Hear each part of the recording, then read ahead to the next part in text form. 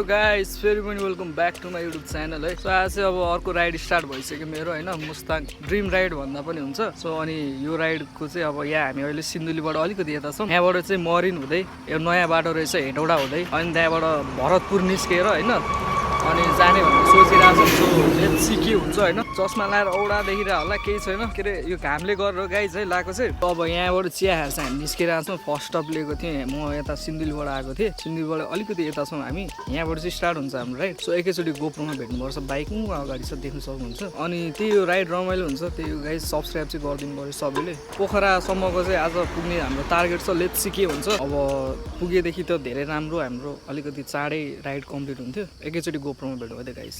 Guys है हामी चाहिँ यहाँबाट हिँडिसक्यौँ। अनि यो माइकमा चाहिँ अब कसरी विन्ड नोइज नआओस् भनेर चाहिँ मैले अलिकति एडजस्ट गरेको थिएँ। सो लेट्स सी के भएको छ होइन, राम्रै आउनु पर्ने हो। अनि यो बाटो चाहिँ मेरो फर्स्ट टाइम हो हुन्छ नि, म योभन्दा अगाडि चाहिँ गएको छैन। अनि पोखरा पनि म आजसम्म गएको छैन, फर्स्ट टाइम नै हो मेरो। हामीलाई चाहिँ के भइरहेछ भने यो सामान चाहिँ अलिकति धेरै भएर यहाँ राखिरहेको छु मैले। सो यो एङ्गल चाहिँ कस्तो आइरहेछ त्यो पनि आई डोन्ट नो। यस्तो यस्तो अफ रोड भेट्यो भने चाहिँ झ्याउ हुन्छ साथीहरू है, गाह्रो छ नि। मुगलिनबाट पोखरासम्म चाहिँ पुरै धुलै धुलो छ अरे बाटो भन्ने सुनिरहेको छु। यहाँबाट चाहिँ हामी अहिले हेटौडा निस्किन्छौँ। हेटौडा निस्केर भरतपुर, अनि भरतपुरबाट एकैचोटि मुगलिनबाट चाहिँ अनि पोखरा जाने रुट छ हाम्रो चाहिँ। सो स्टप चाहिँ हामी टन्नै ठाउँ लिन्छौँ होला। अब यस्तै छ, झोला सोला अलि धेरै छ होइन। अनि मिल्यो भने चाहिँ अहिले त्यहाँ गाडीमा हालेर पठाइदिने सोच पनि छ। लेट्स सी के हुन्छ। सो गाइज यहाँबाट चाहिँ हेटौडा चाहिँ 111 किलोमिटर रहेछ। अनि मेरो एस्टिमेट टाइम अनुसार चाहिँ हामी 2 घन्टामा पुग्छौँ कि भन्ने मलाई लागिरहेको छ। सो 2 घन्टामा हामी हेटौडा पुग्यो भने 2 घन्टामा त्यहाँबाट भरतपुर पुगिन्छ होला। अनि त्यसपछि 20-25 मिनटमा यता मुगलिन, अनि मुगलिनबाट चाहिँ कति लाग्छ आई डोन्ट नो है, त्यो चाहिँ अहिले एकछिनमा थाहा हुन्छ। अनि त्यो बाटो चाहिँ यस्तै रहेछ। यहाँ अब मरिनसम्म चाहिँ यस्तै होला जस्तो लागिरहेछ मलाई। अलि मरिन कटेपछि चाहिँ सबै पिच छ कि राम्रो छ कि भन्ने आश छ मलाई चाहिँ। नभए यहाँ चाहिँ अझै पनि बिचमा यस्तो यो भएपछि त कुदाउन पाइनँ नि त, यस्तो बाटो आइरहेछ क्या। सो एकैचोटि मरिन पुगेपछि म देखाउँछु। सो गाइस अहिले चाहिँ यो हामी मरिन कटेर यता मरिन छाप भन्ने ठाउँ आइपुग्न लागिसक्यो होइन। बाटो चाहिँ अति नै दामी रहेछ, अति नै। लास्ट चाहिँ यता आएपछि सो हेटौडा 96 किलोमिटर है गाइस। हामी अघिकोबाट धेरै हिँडिसक्यो, धेरै। अनि मैले चाहिँ अब ठाउँमा स्टप लिने भनेर किन सोचेको भन्दाखेरि आफूलाई पनि एउटा त भइहाल्यो होइन, रेस्ट हुन्छ भनेर। अर्को चाहिँ के हो भने बाइकलाई पनि रेस्ट चाहिन्छ नि त, खालि बढाएर छ होइन। अनि त्यसले गर्दा नि अलि असर पर्न सक्छ भनेर मात्रै हो।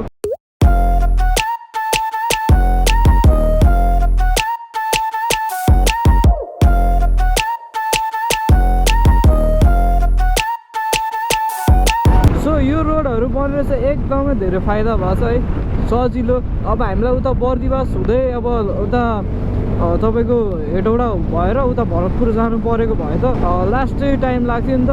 यताबाट अब हेर्नु न, हेटौडा नै 2 घन्टामा पुग्ने रहेछ है गाइस। सिन्धुली एकदम बिस्तारै इनफ हिँड्दाखेरि होइन। अब हामी त अलिक छिटो हिँडिरहेको छौँ किनकि हामीलाई टाढा पनि जानु छ। मलाई थाहा थिएन, मलाई पनि अरूले सजेस्ट गरे हो, म त उतैबाट जाने भनेर बसिरहेको थिएँ होइन। हेर त सिधा कति सिधा बाटो, ल कति जाँदो रहेछ, पुल गरेँ है मैले।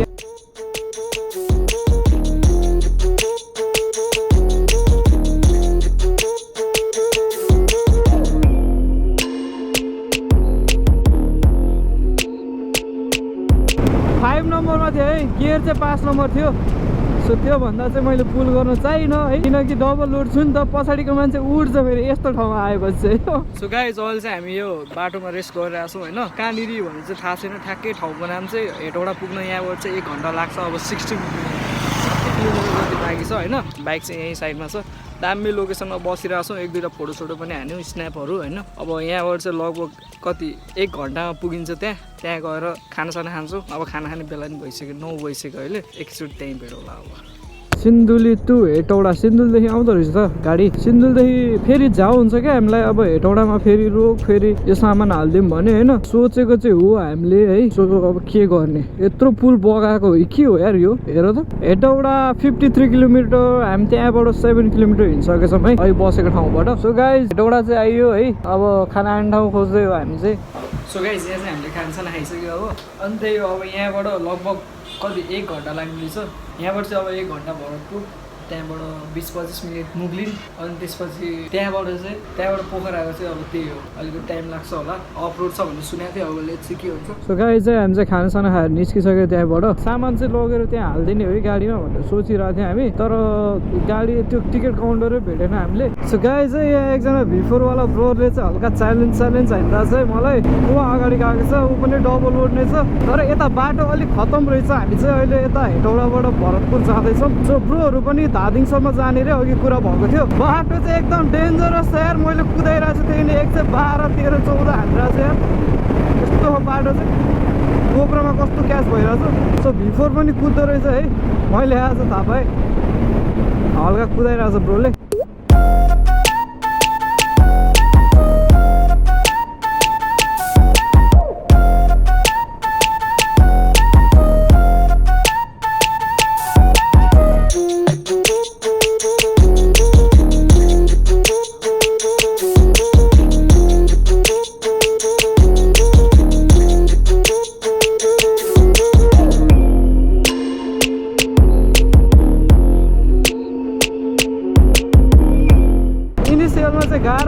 गाह्रो छ गाइस। अलिकति टप इनमा गऱ्यो भने मात्रै इनिसियलमा त फेरि त्यस्तो छैन नि।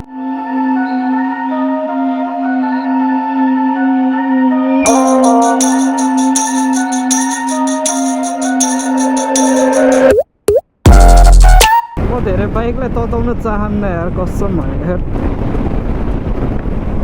ल ल ल ल ल ब्रो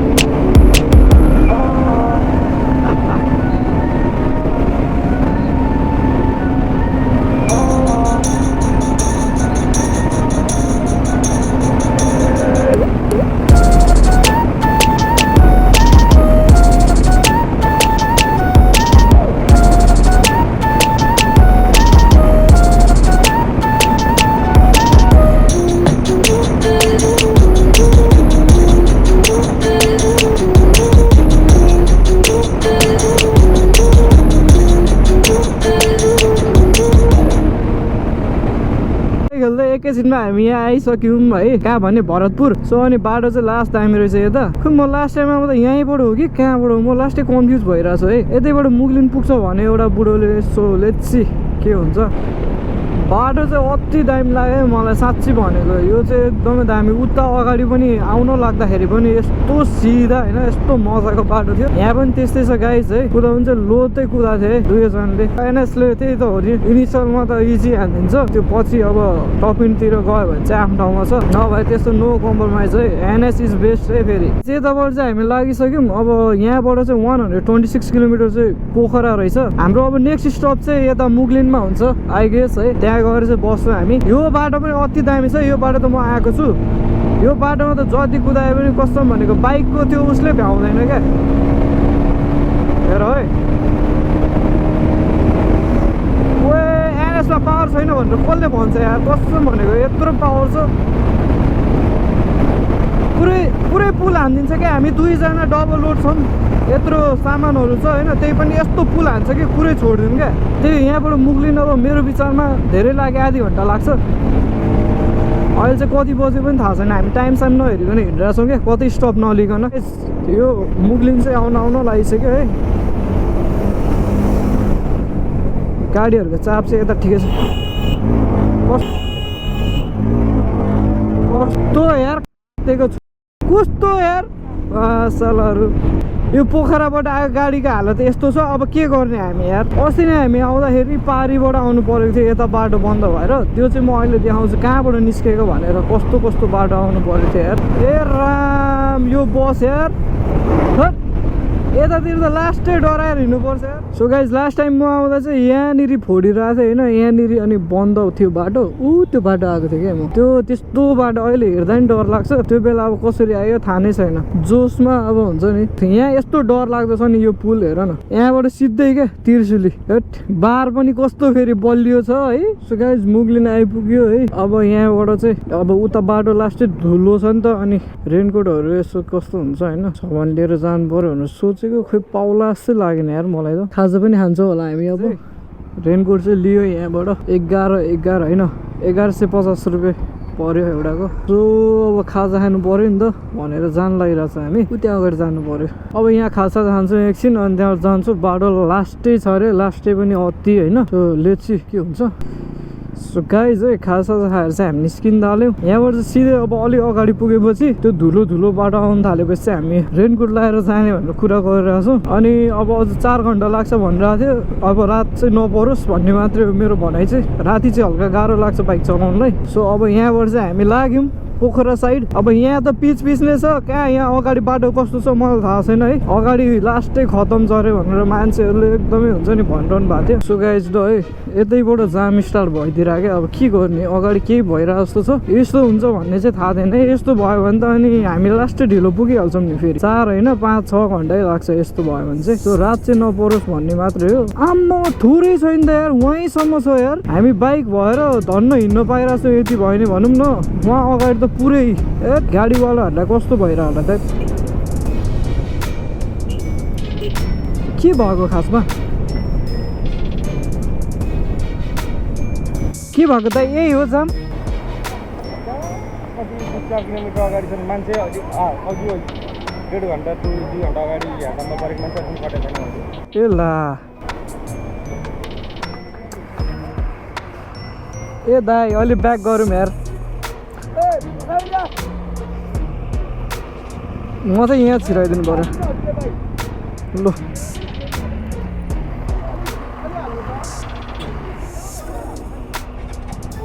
ए च्याउ 1-2टाले गरेर सबलाई ल्याङ बसिहाल्यो नि। हेर न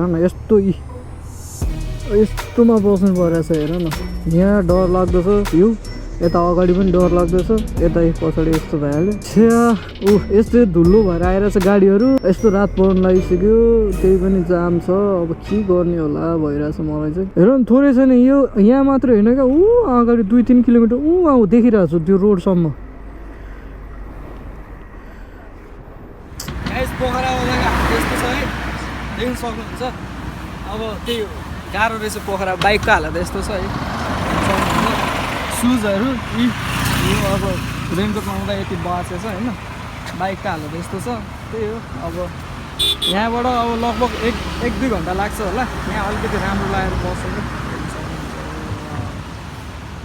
हिजो चाहिँ अब यस्तो भइरहेको थियो अवस्था हुन्छ नि पोखराबाट, के अरे सरी पोखराको बाटो आउँदाखेरि। अहिले चाहिँ अब नेक्स्ट डे हो यो चाहिँ भ्लगिङ गर्नलाई मैले यहाँ गरिरहेको छु अहिले। यो चाहिँ रेनकोट है, रेनकोटले धेरै बचाएँ हिजो। सो अनि त्यही हो, अहिले यहाँ वासवास गरेर अब हामी यो त बेनी साइड जान्छौँ होइन।